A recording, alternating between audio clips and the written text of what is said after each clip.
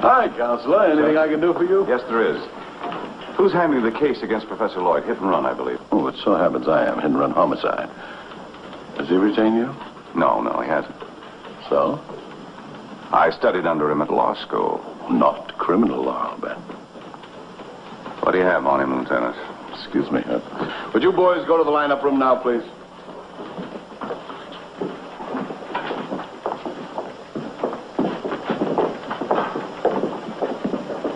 So Lloyd was one of your professors at school, huh? Not that tone of voice, please. I've just had it up to here. Okay, Counselor, here's the story. 5:30 Tuesday afternoon, an old gent by the name of Wilson was crossing the street at Cynthia and Weatherly. There's a stop sign there. Lloyd's car came down Weatherly at about 60 miles an hour, hit the old man, and drove on. Lloyd's car was abandoned. 4 blocks from his house. Broken glass, paint, blood, everything matched. Was Lloyd driving it? He says no. Why don't you believe him? His story is so screwy even you wouldn't believe it. What is his story? He says he got home about 4:30, did a little gardening, fixed himself a light supper, did some reading, got to bed about 9:30. His car, locked, was in the garage. Nobody else drives it. His son has his own jalopy. Lloyd claims that somebody stole the car and the thief was driving it at the time of the accident. What's wrong with that? There'd be some evidence. Signs of a jumped ignition. Microscopic traces of keys having been tried, but there was none of that. The lab's positive. What about fingerprints on the wheel? Wiped clean. Door handle and the gear lever, too. It still could have been a thief. Was there anyone who identified Lloyd as the driver? We've got a sweetheart of a witness. She not only got the license number, but a good look at the driver. You see the men I sent into the lineup room? Mm-hmm. I'm staging a lineup. I'm giving Lloyd every break. I'm putting him in with men that look every bit the professional man that he does. Here's our man now.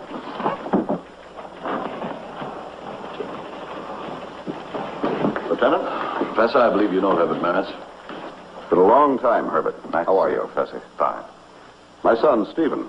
Stephen, this is Herbert Maris, one of the best pupils I ever had. Steve, hi. I understand you're in some difficulty, Professor.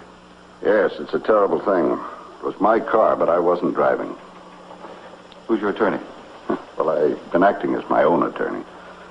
Feel like a fish out of water, frankly. I never had any criminal practice. Arranging bail was quite an experience, wasn't it, Stephen? When's the arraignment? A week from Friday. Well, I don't think it'll come to that. When I face this witness, she'll see she made a mistake. Well, we're ready for us. Shall we get it over with? Do you want a general lineup, Constable? Yes, I think I do, Lieutenant. Press any place in the line. Stephen, you want to sit down over here? Bring Miss Burton in. Lights.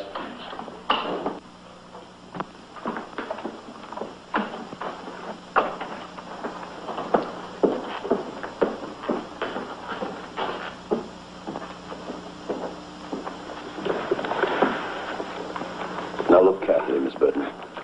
Do you recognize any of these men?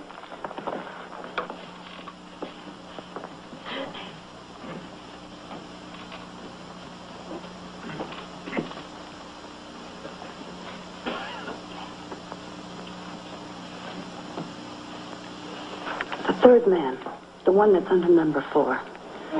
He looks like the man who was driving the car. Are you sure? Well, the driver wore horn-rimmed glasses. Excuse me. Do any of you gentlemen have a pair of horn-rimmed glasses? Thank you. Would you put these on, please, sir?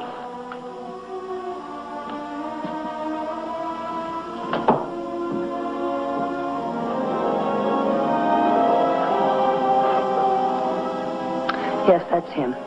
I'm sure now. Are you positive? I'm positive.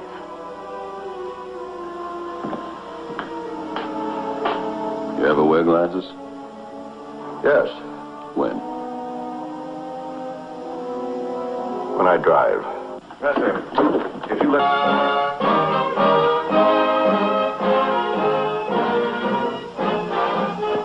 It had been 20 hours, but Stephen was still unconscious. An operation had given him a chance for life, though only a chance. Professor, this attack on your son means one thing to me. If you were not behind the wheel of the hit-and-run car, then there's some connection between the two. My own situation, Lieutenant, is Nothing compared to... Professor, I understand the doctors are doing everything they can, but about Stephen, who are his friends? How does he spend his spare time? Lieutenant, I'm ashamed to say I don't know.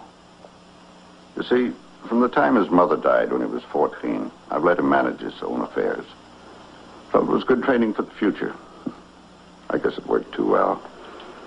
He's never taken me into his confidence. He's never asked for advice. He has a strong feeling for you, I know that. I saw his face when the witness identified you.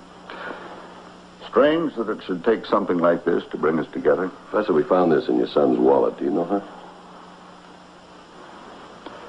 No. Well, I'll check it out. You staying, Counselor? No, I have to get back to my office. Call me when you have some news, Professor.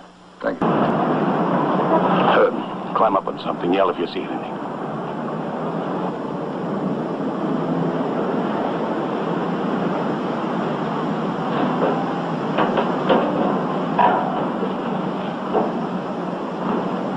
Bet on him. Where's the third one? He's sound asleep. He'll keep for a All while. right, gather them up and take them down to the precinct. All right, come on, let's go.